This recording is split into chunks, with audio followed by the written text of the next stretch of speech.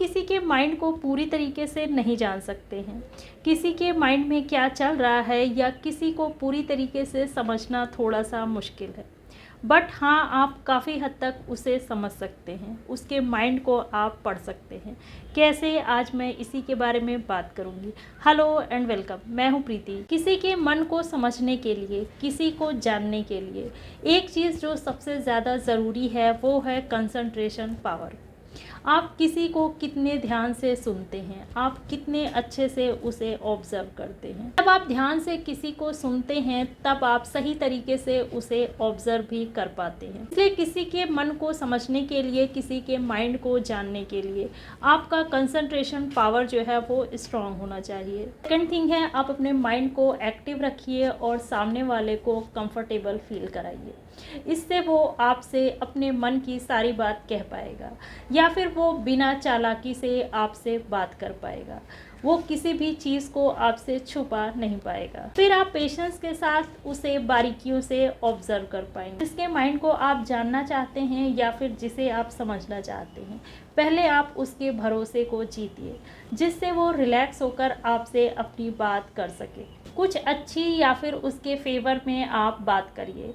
इससे आप उसके कॉन्फिडेंस को जीत पाएंगे और वो अपने मन की बात आपसे कर पाएगा, या फिर कुछ ना कुछ हिंट आपको ज़रूर मिलेगा कि उसके मन में क्या है। नेक्स्ट थिंग है कि आप सीधे सीधे बात ना करके बातों को थोड़ा सा घुमा फिरा कर करिए। सीधे सीधे बात करना अच्छी बात है, लेकिन कभी कभी इसकी ज़रूरत भी पड़ती है कि हमें बातें जो है वो घुमानी पड़ती हैं। हमें इनडायरेक्टली किसी बात को कहनी होती है।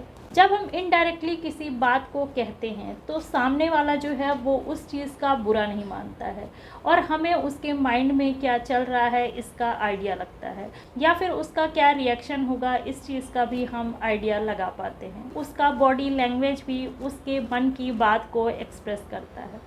कोई पर्सन किसी चीज़ को लेकर कितना कॉन्फिडेंट है, ये चीज़ उसके बोलने के तरीक़ों से पता चलता है। हमें पता चलता है कि वो बनावटी बातें कर रहा है, सच बोल रहा है, या फिर इसमें कुछ मिलावट है, या फिर वो झूठ बोल रहा है।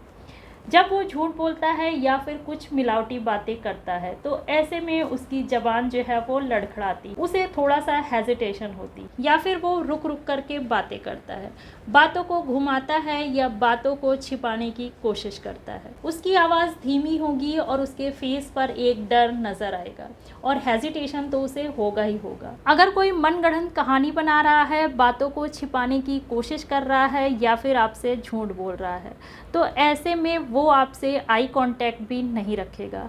वो कहीं और देख रहा होगा और वो अपोजिट डायरेक्शन में जाने के लिए तैयार भी होगा।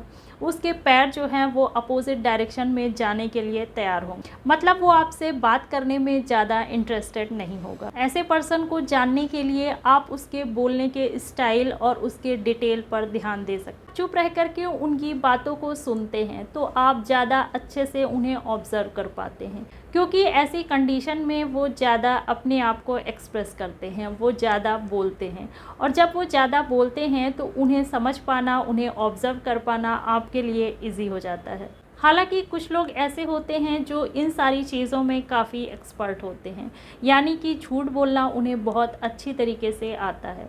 मनगढ़ंत कहानियाँ बनाना या फिर झूठ को सही तरीके से प्रेजेंट करना, सच बना करके दूसरों के सामने प्रेजेंट करना उन्हें बखूबी आता है। ऐसे लोग जो हैं वो बहुत ही कॉन्फिडेंट हो करके झूठ को सच की तरह प्रेजेंट करते हैं और ऐसे लोगों को पकड़ना काफ़ी मुश्किल होता है। इसीलिए हम हर किसी को नहीं जान सकते हैं, बट मैक्सिमम लोगों को समझने की, उनके माइंड को पढ़ने के लिए हम इन ट्रिक्स का यूज़ कर सकते हैं। वीडियो को लाइक, शेयर और सब्सक्राइब करिए। मिलती हूँ अगले वीडियो में। Thank you for watching. Bye bye.